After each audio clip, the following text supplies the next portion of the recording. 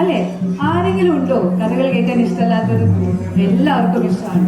പണ്ടത്തെ മുത്തശ്ശിമാർ നമുക്ക് കഥകൾ പറഞ്ഞു തരാറുണ്ടായിരുന്നു. രാജാവിന്റെയും രാജ്ഞിയുടെയും അതുപോലെ തന്നെ കുതിരപ്പുറത്ത് പോകുന്ന രാജകുമാരന്റെ എല്ലാം കഥ. അതുപോലൊരു കഥയാണ് ഇന്ന് ഞങ്ങൾ ഇവിടെ അവതരിപ്പിക്കാൻ പോകുന്നത്. കഥ പറഞ്ഞാലോ? തുടങ്ങിയാലോ? ഈ കഥയിൽ നടന്നതെല്ലാം യഥാർത്ഥത്തിൽ നടന്ന സംഭവമാണ്. ഈ കഥ വളരെ പഴയ കഥയാണ്. പോലിഗിരി എന്നൊരു കൊച്ചു ഗ്രാമം. അവിടെ സുന്ദരനായ നമ്മുടെ കഥാനായകൻ സുഗേരി ഒരു സാധുവായിരുന്നു. എല്ലാവർക്കും സഹായം ചെയ്തു കൊടുക്കുന്ന സാധുവായ സുഗേരി. സാഹചര്യം കൊണ്ടും സാമ്പത്തികം കൊണ്ടും സുഗേരിക്ക് പള്ളിക്കൂടത്തിൽ പോകാനായിരുന്നില്ല. പക്ഷേ സുഗേരിക്ക് പഠിക്കണമെന്ന് വളരെ ആഗ്രഹമായിരുന്നു. എങ്ങനെ പഠിക്കാമെന്നവൻ എന്ന് ചോദിച്ചു നടന്നു. അപ്പോഴാണ് കത്തുകൾ കൊടുക്കുന്ന രാമോജിയെ അവൻ കണ്ടുമുട്ടിയത്. അവൻ രാമോജിയോട് ചോദിച്ചു, ഇതെല്ലാം കത്തുകളാണ്. എന്താ കത്ത്?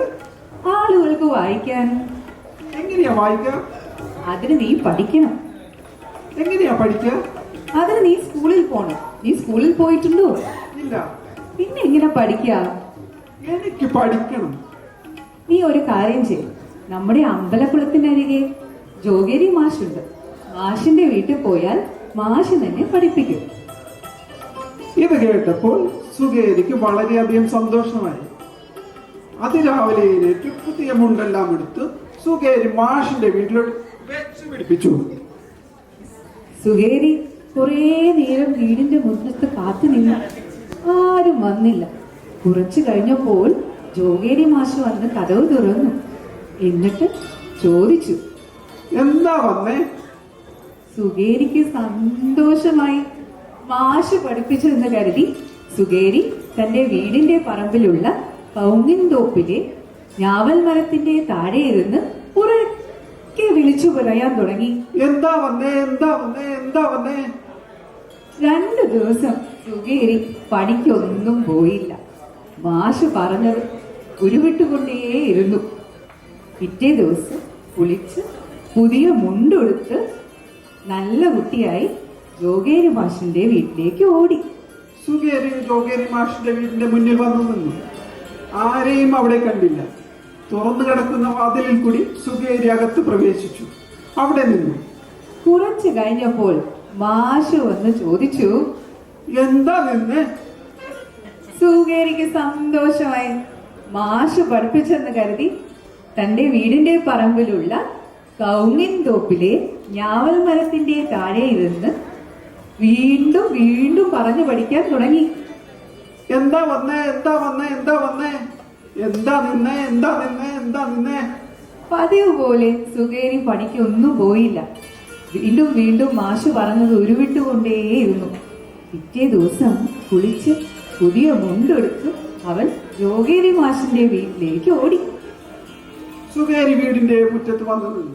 ആരെയും കാണാതായപ്പോൾ സുഗേരി തുറന്നു കിടന്ന വാതിലിൽ കൂടി അകത്ത് കയറി നിന്നു.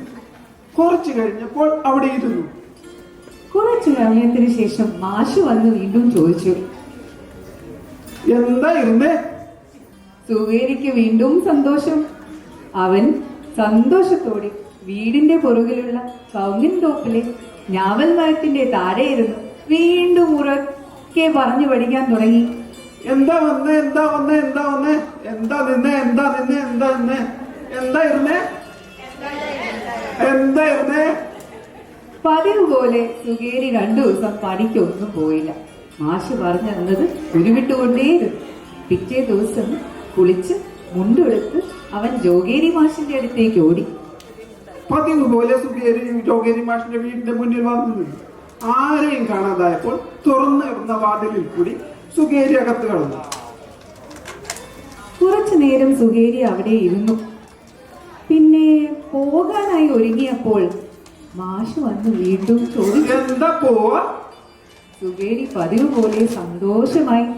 മാഷ് പറഞ്ഞു എന്നെന്ന് കരുതി അവൻ വീടിന്റെ പറമ്പിലെ കൗങ്ങിൻ തോപ്പിലെ ഞാവൽ മരത്തിന്റെ അടിയിലിരുന്ന് ഉറക്കെ പറഞ്ഞു പഠിക്കുന്ന സമയം സമയത്താണ് കുറച്ച് കള്ളന്മാർ താങ്കൾ മോഷ്ടിച്ച കാണ്ടവും പണവുമായി സുഗേരിയുടെ പറമ്പിലൂടെ നീങ്ങുമ്പോൾ ഉച്ചത്തിലുള്ള ശബ്ദം കേട്ടത്. എന്താ വന്നേ എന്താ വന്നേ എന്താ വന്നേ? കള്ളന്മാർക്ക് പേടിയായി. പക്ഷെ അവർ വകവെച്ചില്ല. കുറച്ചു നേരം അവിടെ നിൽക്കാൻ തീരുമാനിച്ചു. വീണ്ടും സുഗേരിയുടെ ഉച്ചത്തിലുള്ള ശബ്ദം. എന്താ നിന്നെ എന്താ നിന്നെ എന്താ നിന്നെ? കള്ളന്മാർ കുറച്ചു പരിഭ്രമിച്ചെങ്കിലും താങ്കൾ മോഷ്ടിച്ച സാധനം കൊണ്ട് ഒരു സ്ഥലത്ത് ഇരിക്കാൻ തീരുമാനിച്ചു. വീണ്ടും സുഗേരിയുടെ ഉച്ചത്തിലുള്ള ശബ്ദം. എന്താ ഇരുന്നേ എന്താ ഇരുന്നേ എന്താ ഇരുന്നേ? കള്ളന്മാർക്ക് പേടിയായി. അവർ പോകാനായി തീരുമാനിച്ചു. താങ്കൾ മോഷ്ടിച്ച പാണ്ഡവും പണവുമായി പോകാനായി ഒരുങ്ങിയപ്പോൾ വീണ്ടും സുഗേരിയുടെ ഉച്ചത്തിലുള്ള ശബ്ദം. എന്താ പോവാ എന്താ പോവാ എന്താ പോവാ? കള്ളന്മാർ പേടിച്ചു. അവർ മോഷ്ടിച്ച എല്ലാ സാധനങ്ങളും താഴെ വെച്ച് ഓടിക്കളഞ്ഞു. പഠിച്ചതെല്ലാം കഴിഞ്ഞ് ക്ഷീണിച്ച് അവശനായ സുഗേരി പറമ്പിലൂടെ വീട്ടിലേക്ക് നടക്കുമ്പോൾ കുറെ സഞ്ചി തുറന്നു നോക്കിയപ്പോൾ കുറെ പണവും പണ്ടവും. പഠിച്ചു കഴിഞ്ഞാൽ പണക്കാരനാകാമെന്ന് വിചാരിച്ചു സുഗേരി അതെല്ലാം എടുത്തു. അങ്ങനെ സുഗേരി പഠിച്ച് ആ വ്യക്തി വലിയ പണക്കാരനായി മാറി. എന്താ കഥ ഇഷ്ടായോ?